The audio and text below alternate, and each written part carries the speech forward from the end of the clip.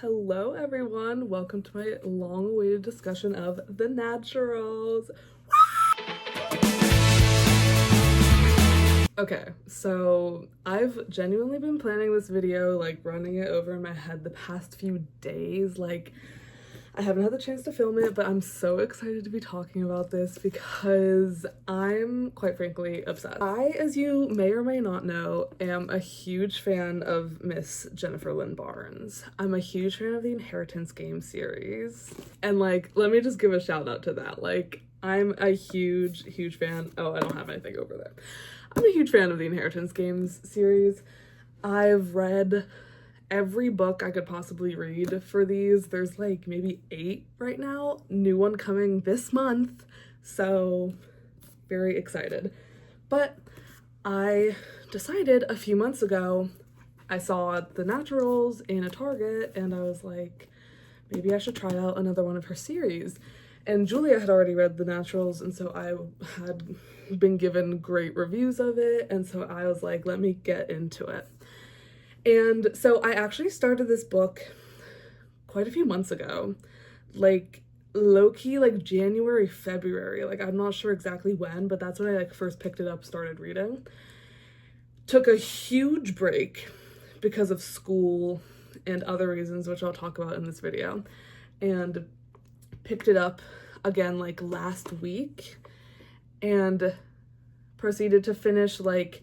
I was probably that far into it, maybe. Finished the rest of this book and the other 3 books plus the novella that are currently out in the series in a week. And that's how it normally goes with me with Jennifer's books. The Inheritance Games, I had a slow start on, but then once you get into it, it's you can't stop reading. And I love that. So yeah, this is gonna be my full discussion of what I think about the series, each book, the characters, what I think about the new book that's coming out. There's gonna be big discussion, so stay tuned. Okay, so first I just want to talk about the whole thing generally, conceptually as a series, before I go specifically into each book and all of that. So again, I cannot express how much I enjoyed reading these books. The second that I finished the novella, which is the most recent thing as of right now, pit in my stomach. I was so oh my god, it's over. I just had so much fun reading it. Yeah, I think that's what Jennifer really does best with her books, is she writes them. The way that I describe the Inheritance Games is it's if reality TV is a book, if that makes sense. It's just this delicious, short, fast-paced moments, but they build together into a general plot so good, so well. And I just love that. It's so juicy in the moment, but it also has this really intelligent arc that happens, and that's the same for The Naturals and the Inheritance Games. And I'm sorry that I keep talking about the Inheritance Games, but I do just have to say this was a trial run for the Inheritance Games. I can't ignore that. This book came out in 2013, I believe. So the Inheritance Games came out in 2020, and the entire Naturals series as of now predates the Inheritance Games. And so this felt in terms of the tone, the dynamics between characters, felt very much like a trial run for the Inheritance Games, which is really interesting to think about. As an overall series, the series follows the main character, Cassie Hobbes, as she is recruited and then joins a secret, underground training program for kids for the FBI. They bring in kids with special abilities, such as being able to tell lies, being able to read emotions, being able to profile people, being really good with numbers, that sort of thing. They bring in all these kids with all these special talents, and they train them in the FBI. It's this whole thing where they're not really allowed to do anything on the field, except they're huge assets to the team, so they end up doing a lot of stuff on the field, low-key. People get traumatized, people get hurt, it's very much FBI wouldn't approve of this, but they're actually like so good that they kind of are like turning a blind eye. So yeah, but they all 5 of them, which the group of kids is called the Naturals, obviously. All 5 of them live in this little house in the suburbs of Washington, D.C., and they sort of train together, they sort of grow together, and they go on these big mysteries, and it's really fun. And so, yeah, I love it. All the characters have such fun dynamics. I'll get into the depths of each character later, but that's the general gist. Lots of secrets of their past get revealed, and they heal themselves along the way, and it's so darn sweet. So now I'm gonna get into my book by book analysis, starting with the first book, The Naturals.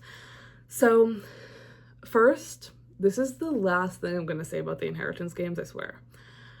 Going back to what I was already sort of saying, like, am interested in the fact that the Naturals came before the inheritance games, because I feel like I could sense that.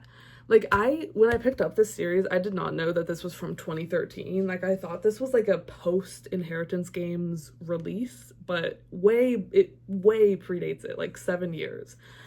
And so I feel like that is sort of clear, especially in the beginning of The Naturals. And like, I don't know if this is Jennifer's like debut novel or anything. I'm not really sure about that. But like, in terms of the way that the characters are, especially again in the very beginning of book 1, it's like Jennifer sort of toes a fine line between like some of her stuff could easily become like cringy and like stupid and like Wattpad like, but especially in the inheritance games, like it really does not cross that line, and it's just like really fun, and like the characters are just written really well. And I felt like in the beginning of The Naturals book 1, it did cross over into Wattpad like a little bit, especially in like the very beginning when Cassie's still like living with her Nona, like she's not in the Naturals program yet. As we're like getting introduced to her, it felt like a lot of like, you know how they say like show don't tell? It felt like they were telling a lot, and it was kind of giving like YN, like I wake up with my messy bun and I like whatever, that sort of vibe. It was kind of giving me that. And I feel like that's why I had sort of a difficult time in the beginning of this series, like really getting into it. Okay, I moved locations mid-sentence. We're here now, we're in a parking lot. So anyway, sorry if you hear my car running, because it's 100 degrees, literally. 99, sorry, it's 99 degrees. But back to what I was saying. So in terms of like the cringiness of it in the beginning, it definitely like settled itself out very quickly. Like it was just sort of, the beginning was a little jarring for me, and I was like, oh, like I don't know about this, but it like was totally not an issue by like at least halfway through the first book, and then the rest of the books were fine. So I do think like, just in terms of my critiques of the first book, the start was very slow. Like it's a lot of like just getting Cassie to the house and then introducing ourselves to everybody, but I mean like the entire series is us really like figuring out what all of these people are about. Like there are still unanswered questions about like Leah and Michael, like for like such mysterious characters who remain mysterious, like we take a lot of time to establish them. And as much as I love that, because I do really love the characters, I feel like it could have just been established more and quicker, because they don't even get to like work on the case at hand until like very near the end of the book. So that was just a critique about the first one. The rest of the books are very well paced. So yeah, the first book is actually like, of the main 4 books, is my least favorite. Another point on that though is that this book was released in 2013.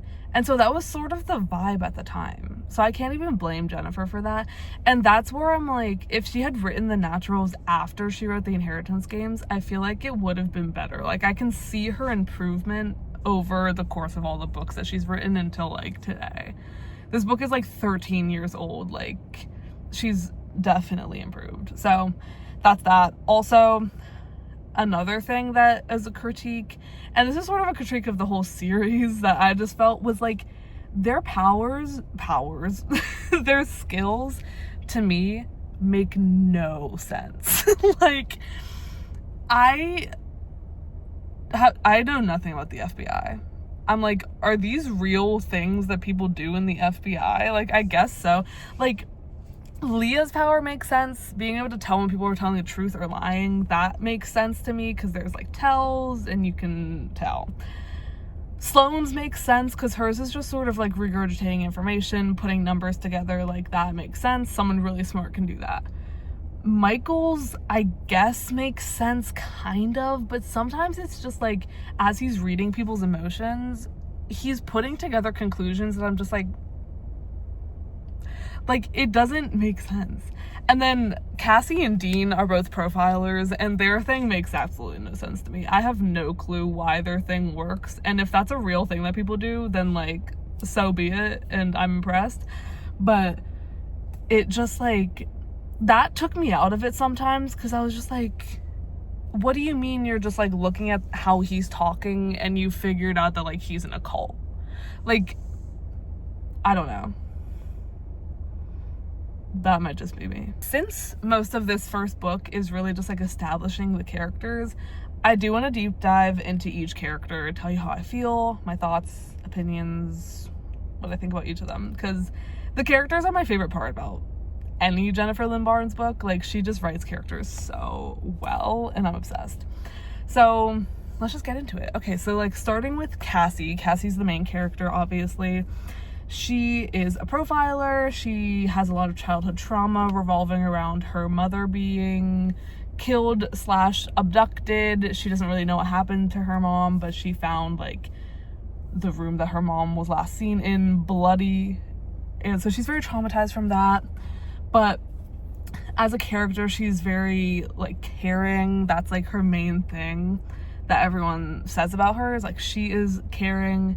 She cares for people. She cares for the people of like victims that she's like solving their cases for. She's very in tune to like people, and I love that about her.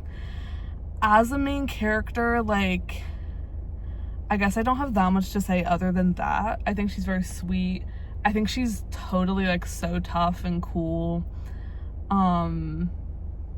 Yeah. She's very like understanding with the people around her. She gives people a lot of grace, and I love that. Like, for example, Leah, who like, we'll get to Leah. Like, Cassie understands Leah in such a, like, I respected so much how she understands Leah, like, because Leah is not a person who's like upfront about how she feels, but Cassie can like interpret what Leah's doing and is like, oh, this is her like telling us that she cares. And I just like love that. I love how in tune she is with people. So yeah. I guess I'll do Michael next. I'll do it in the order that she meets them in the first book. That's fun. So Michael, obviously she meets Michael at the little diner that she works at, because he's the one that brings her to the program. He's sort of like sent out to like go get her and bring her in. Michael, I'm obsessed. I'm obsessed with Michael.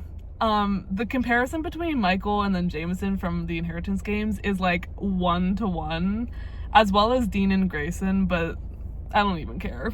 I genuinely don't even care. So yeah, Michael is so fun. He comes from a very, again, they all have traumatized pasts. His father was very abusive to him as a kid, and so from that, he learned how to read emotions so that he could tell whenever his dad was like faking a smile or whatever, but deep down he was actually angry and was gonna hurt him like crazy. But that's why Michael can read emotions, but he brushes everything off with a smile and a laugh. He's one of those types. He has a lot of really good one-liners. Like, I love it. There's this moment, I think it's in Killer Instinct, when, I'm pretty sure it's when, it doesn't matter, but it's when Michael, Dean, and Cassie are in the car together, and Michael says, because Dean is known for brooding, and Michael says, next person in this car that broods is getting punched in the face, unless it's Cassie. If it's Cassie, then Dean's getting punched in the face. And that actually made me laugh so hard, because, like, obviously, like, they're the only two other people in the car, so Dean's getting punched no matter what. Like, you get it. But it was just so funny. There's so many good one-liners. So yeah, I'm obsessed with Michael. I'm obsessed with, like, how I'm just obsessed, to put it quite frankly. Yeah, and I love his dynamic with, I love his dynamic with Cassie. I love his dynamic with Dean, like, that brotherly, like, rivalry. I'm obsessed with him and Leah. Like, I'll get back to them. And I'm obsessed with him and Sloane, just like that. Again, that's where, like, sibling, him and Sloane are so sweet together. Like, oh, it's so cute. So yeah, then who does she meet next? Next she meets Leah. Okay, so I guess I'll talk about Michael and Leah. Michael and Leah have a little, like, fling situationship sort of thing. They're off and on, and they are just so tea together. Like, I'm obsessed with the two of them, and I understand why they don't work and why they're, like, not officially together, but they would be so good together. I'm just like, I don't even know, y'all. But yeah, I love them. Leah is maybe my favorite character. Like, Leah and Sloane, I think, are tied for number one for me. Leah is so cool, and her one-liners are so good. Leah is, I mean, first of all, she has the coolest backstory, most traumatizing, I'd say. Okay, I don't know if she was born in the US or if she also is not a legal immigrant. I don't even want to phrase it like that. Her mom immigrated to the US illegally. Like, anyone cares. Like, I care. I certainly don't. Everyone come on in. But it's like, immigrated here, didn't have a big support system here. And so her mother put her mother and Leah in a cult. And so Leah grew up in a cult, craziness, and then at age 9, she started pretending to have visions from God so that she would stop getting sexually abused by the cult leader. Like, hello, that's such an insane storyline, and it, like, adds so much depth, because it's just like, whoa, like, that's crazy. Yeah. And what else so she pretended to have visions from God in order to protect herself. And with that, to, like, continue to protect herself, she pretended like another man in the cult was, like, a betrayer or something. And so she, like, killed a man when she was 9. And then when she was 12, she ran away from the cult. She lived on the streets for a while.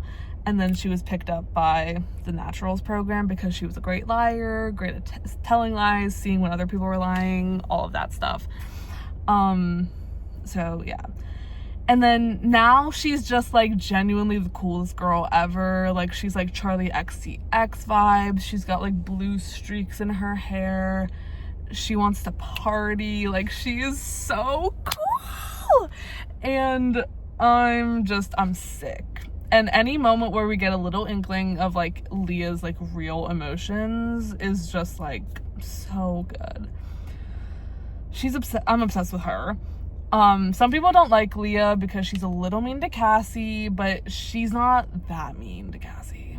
Like, Cassie's gonna be okay. And even Cassie, like, is a fan of Leah. Like, Cassie is not at all like, oh, Leah, like, whatever. Maybe for, like, a little bit of the first book. But by book 2, there is, like, no beef. It's, like, sisterly beef, bro. So I'm obsessed with Leah. Also, I did a little boots on the ground journalism experiment on Tumblr. I made 6 posts, one for each of the Naturals. I included Celine in it.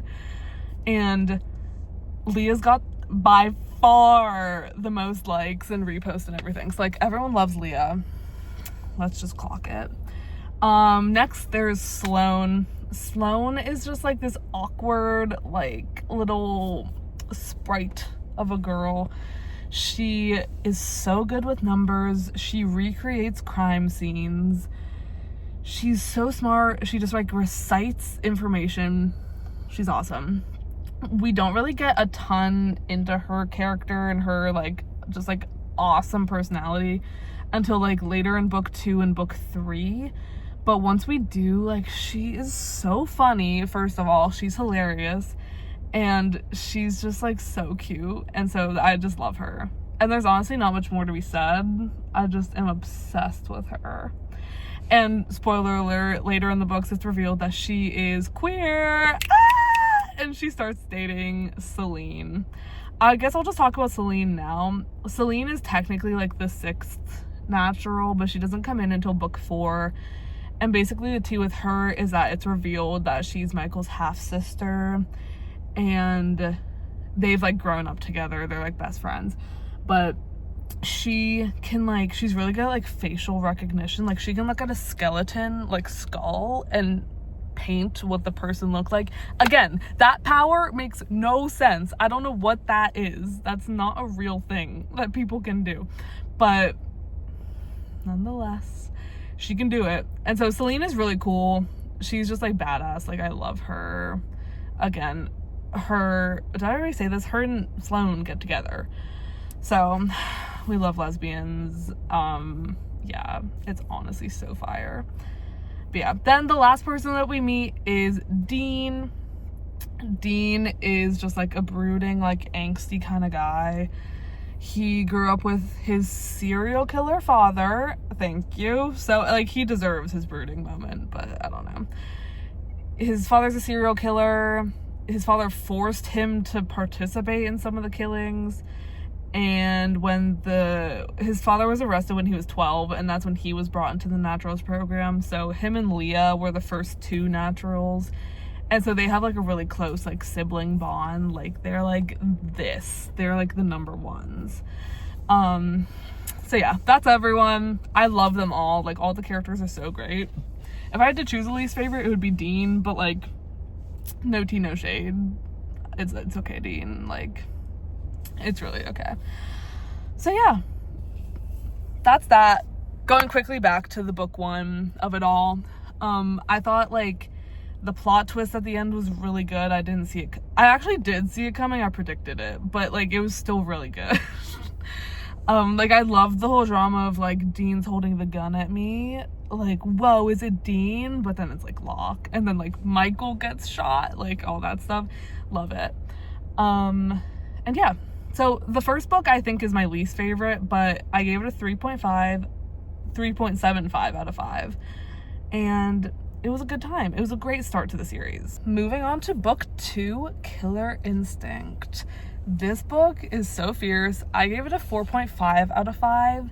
And that's actually it's my 3rd. Like that's on the lower half of my rankings, just so we all know. But it's still so good. Yeah. I love this book. I think compared to book 1, like the pacing is so much better. Like we really just get right into it. I think it really benefits from the fact that like all the characters know each other now. We're more established. I guess I should mention there's like a love triangle between Cassie, Dean, and Michael at this point. It starts in book 1. In book 1, oh my god, I actually like forgot about this. I read these books so fast. In book 1, Cassie kisses Dean during a game of Truth or Dare, and then she kisses Michael later. She kisses Michael. Yes. She kisses Michael at the end, not playing Truth or Dare. But then in this book, she's like trying to choose between them. She doesn't know who to choose. And spoiler alert, she ends up choosing Dean by the end of this book. And Michael's pissed, but he gets over it pretty quickly. So yeah, I think this book is just a lot stronger. Like the team is united. It literally like starts with the whole team like solving a case together, and that like just sets the tone. Like they're a united front and all that stuff. And the whole plot of this book is about Dean's father, who's in jail for being a serial killer, there starts to be all these murders that have like a very similar style to Dean's father's. So it's all about like, is Dean's father like somehow has an apprentice and like has someone killing for him? It's this whole thing. And it really gets a lot into like Dean's story with his dad, and I thought it was very interesting.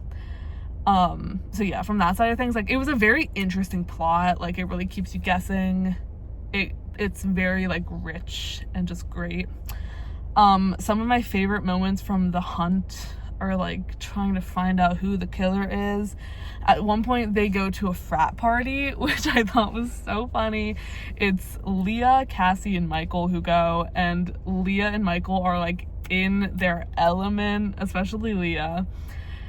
They're just like so locked in. Cassie's like, what's going on? It's a whole thing.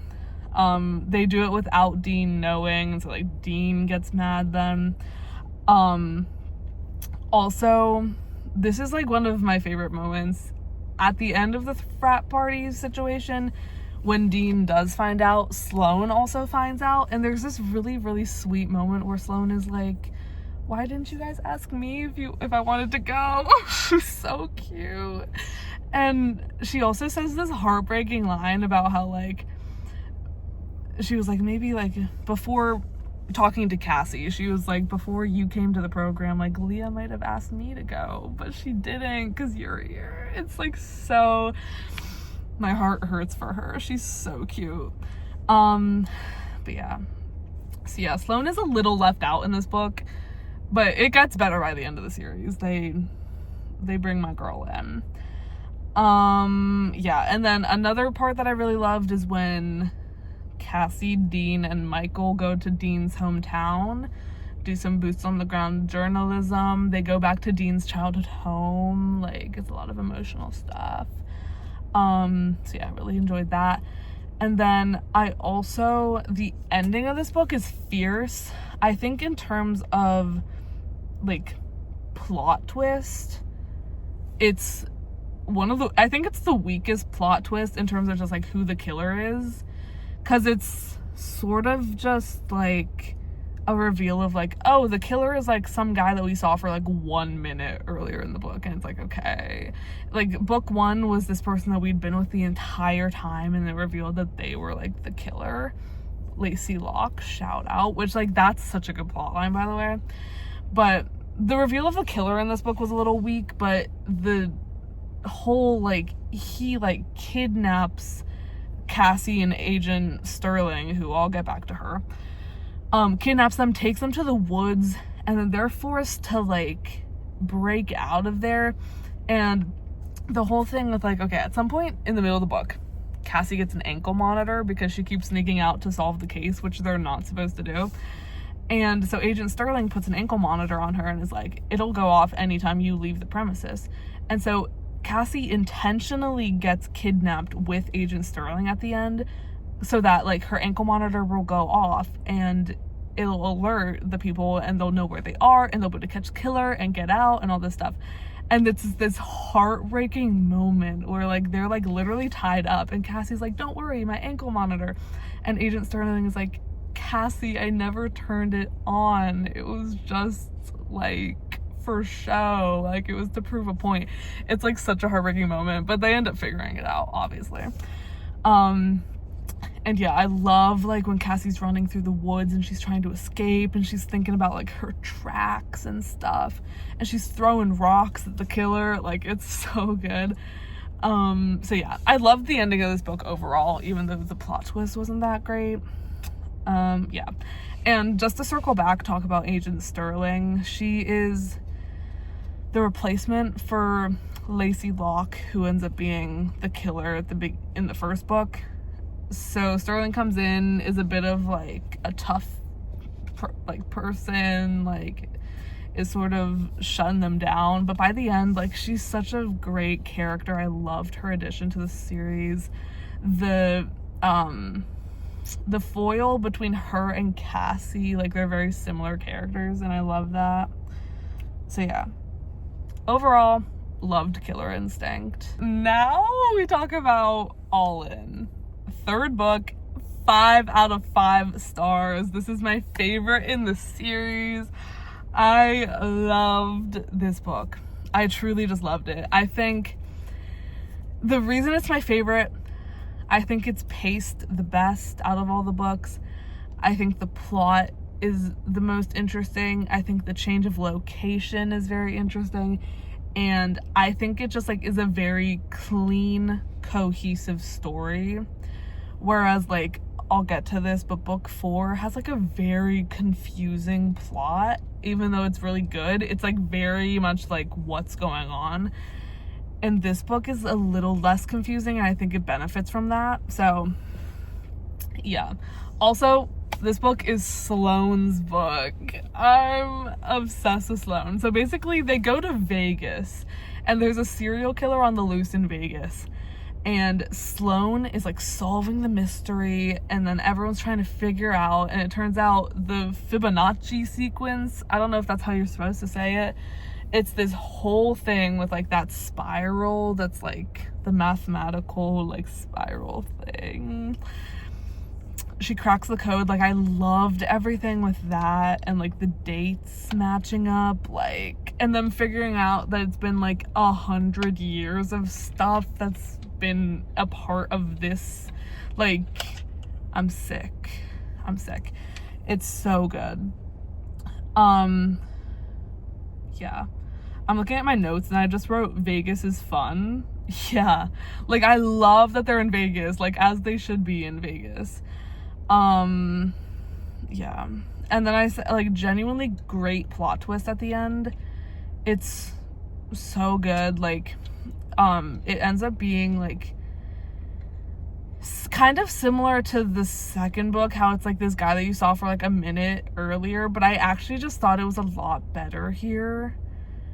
The way that they brought back like this guy that she had seen earlier, and was like, basically, okay, Cassie sees this guy in Vegas who has a wife and a daughter, and they're like throwing pennies into the fountain, and Cassie's like, wow, like I wish I could have that if only my mother wasn't dead.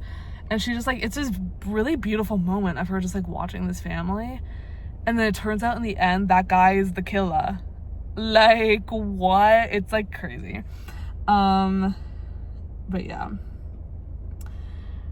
there's a lot of different like characters that get introduced. There's like Tori, there's Bo, there's Aaron, who's revealed to be Sloane's half brother, and there's this really sad plot about how like Sloane's dad like owns this huge casino or hotel, I think it's one and the same, in Vegas, but she's like an illegitimate child, and so she was like shunned from the family. But she sees her half brother, who is like a legitimate child, and like he has such a like luxurious life. But when he meets Sloane, he like realizes that they're like half siblings, and he's so nice to her, and guess what, he dies. It's heartbreaking. So yeah, it's so sad for Sloane. But yeah, there's a lot of really great moments in this. I think this book, like Leah and Michael thrive in this book. Leah's all about like, oh, let's go shopping, I want to play poker. Like at some point she's like playing poker with like a bunch of professionals, and she beats them all. She's talking about dragging Michael around as her arm candy. Like, she's so locked in, and I love that. Yeah, there's also like a moment when Cassie's eavesdropping on Leah and Michael, and turns out like Michael's got a lot of bruises because he went home and his dad beat him. And there's like this really sweet moment between him and Leah, just like her being like, dude, like I'm here for you, but also like stop going home. Yeah, there's so much great stuff. There's also the moment when Michael, like out of context, this makes no sense, but like Michael gets marked showing that he's like the next victim of the murder, and Leah finds out, and the way that she reacts is so tea, because it's like she doesn't want to show that she cares, but she clearly cares so much. It's just like, oh, It's so good. So yeah, All In is the best. I love this book. It's just the peak. And this is also when they like figure out that it's all connected to a cult, which then like leads into book 4, because book 4 is all about the cult specifically. And so I feel like this is the beginning of when like all of the pieces from like the entire series begin to fit together, because then they all connect back to like Cassie's mom and like the killer who's involved. Like there's all like it all connects. On to book 4. So this is the, as of right now, the most recent like book non-novella thing that has been released. Book 5 is coming, which Bad Blood was released like nearly 10 years ago, and now we're getting a book 5. So I'm like, I don't know if it was always meant to be a 5-book series, or if after the Inheritance games became so popular, people then began reading the Naturals a lot, and so then she was like, oh, let me like finish this up. Like, I don't know what the tea is with the huge gap between book 4 and book 5, which hasn't even come out yet, but I don't know. We'll get into it. But I gave this book a 4.5 out of 5 stars. I think, so this is my second favorite in the series. I think this plot is really good, and I really do enjoy like the whole cult storyline. I'm very into like cults. Well, that sounds crazy. I'm not into cults. I think they're spooky, and I think it's just like so interesting to like hear about, and it's interesting to take them down. That's what I meant. But it is just like a really confusing book, so that's why I docked it down a few points, but it's honestly okay. It's okay. So first of all, I just want to say like Celine gets introduced in this book. Just love her. She has a great part. She's not there for a lot of it, but she's a great addition. Also, just to like check in, because I guess I didn't talk about this a lot with book 3, because it's just not something that I'm like super into, but it's like Dean and Cassie at this point are like boyfriend girlfriend, like, and I think they were official in book 3 too. I don't know. Ew. I think they've been official. We never like see them be like, do you want to be my girlfriend? Like, we don't see that. They're just like, at some point they just become official. I think they become official in this book, but I don't know. Even in last book, like, they're really great together. They know how to support each other because they have the same skill, being profilers, and they use it for good. Like, they're good with each other. So I just got a shout out to that. Yeah, so this book is really confusing. There's just like a lot of names, because the whole tea is that like, I don't remember what happens before they go to the town, but they go to this town called Gaither. I think that's how you pronounce it. I honestly couldn't tell you what state it's in. Maybe like Missouri? I don't know. They go to this town because they find out they're chasing down this cult, right? They figured out in book 3 that like all of these serial murders are connected to a cult, and so they're chasing it down in this book. They go to Gaither. They're trying to connect with the local townspeople, and turns out Cassie lived in this town for like almost a year when she was a kid, but she's got a lot of memory gaps, and so she's like slowly putting pieces together, which like I love that aspect of things. This book is a lot darker than maybe not darker than the rest, but just like it's very dark, like most of them are, and like the putting together the memory gaps was dark. Just everything with the cult in general was dark. There's, oh my god, I forgot to talk about this. Okay, oh my god. As I said, talking about book 3, how the murderer was like this guy who had a wife and a child. The child is like, has been like born into the cult and is meant to become like the leader. And she's terrifying. Like, I was listening to the audiobook at like 4 a.m. in my dark room, and I had to turn it off because I was so scared about this kid. Like, this book is dark. Like, this kid is talking about like blood and like like playing a game, and when someone like wraps chains around their wrist and she calls them bracelets, and she's like, oh, that's the game. It's, oh my god, it's actually so scary. So yeah, there's a lot of scary cult stuff. It gets really dark. I actually love that part of it. Like, it's so good. So yeah, the whole story sort of connects back to like Cassie's past and her mom. It's revealed her mom's not dead. Her mom is just like the like highest woman like in this cult, but she's like being tortured for years. Like, it's crazy. Ew. So yeah, it's like craziness happening with this cult. But throughout all of this plot line, we get more into the fact that Leah was raised in a cult. So that detail is like revealed in book 3, but it's really not expanded upon until this book. Leah gives, because like as they're, you know, trying to figure out what's going on with this cult, Leah is able to give a lot of insight into like how cults work, like how they get people in, the mental gymnastics behind it. And we got a lot of information from her about like what I sort of said before, how she like lied about seeing visions from God to survive it and to not be sexually abused anymore. And yeah, just like everything she went through there.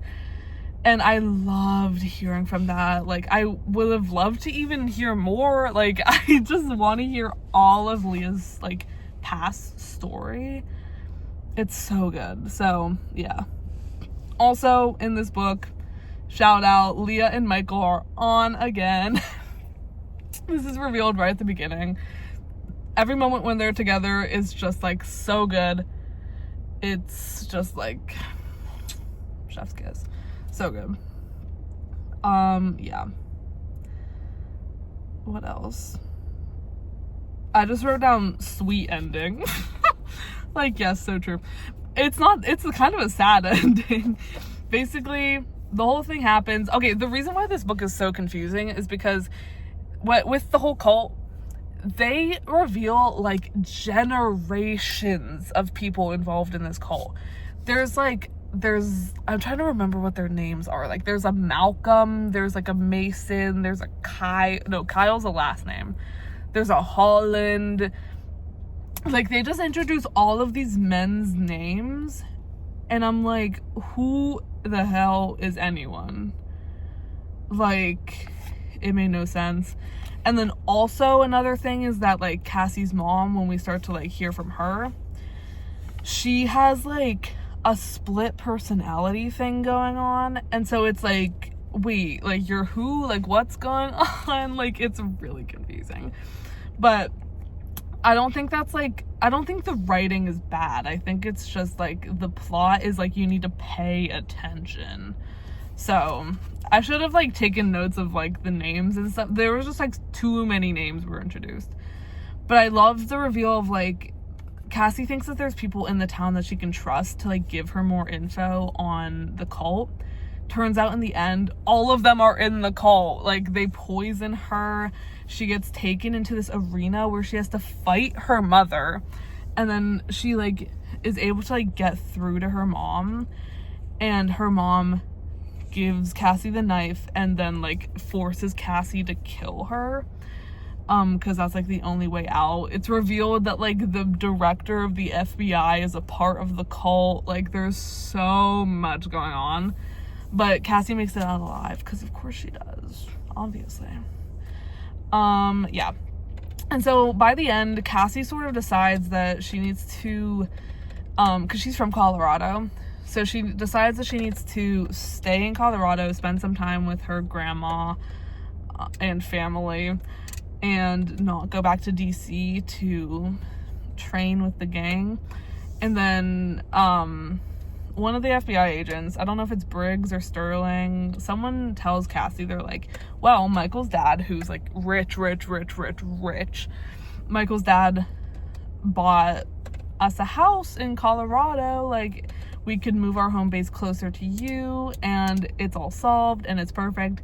And so all the naturals moved to near Cassie's home in Colorado.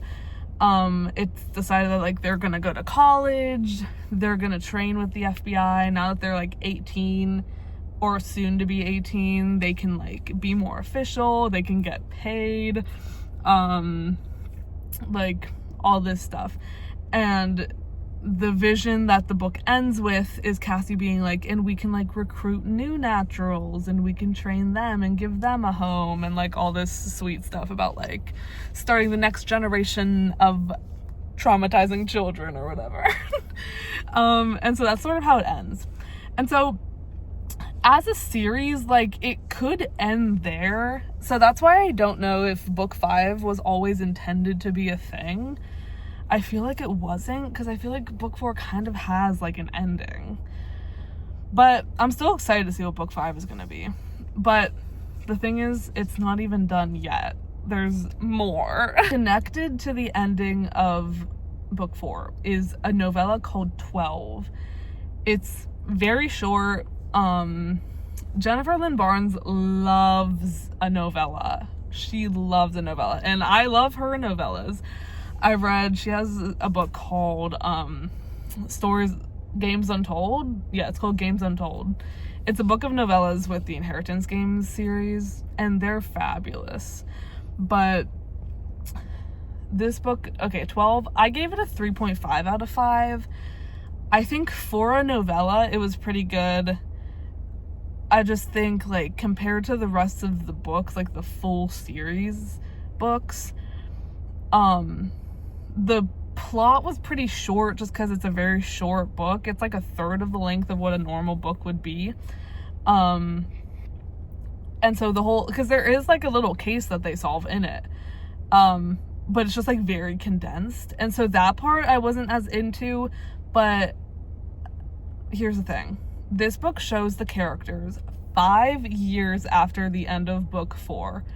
And it genuinely, like, as I started reading this, I knew that it took place 5 years in the future, but like I could not like wrap my brain around that. I don't even know. I was like freaking out because I was just like, what do you mean they're 23? Like, what do you mean? What do you mean? What do you mean? I just couldn't, it wasn't processing.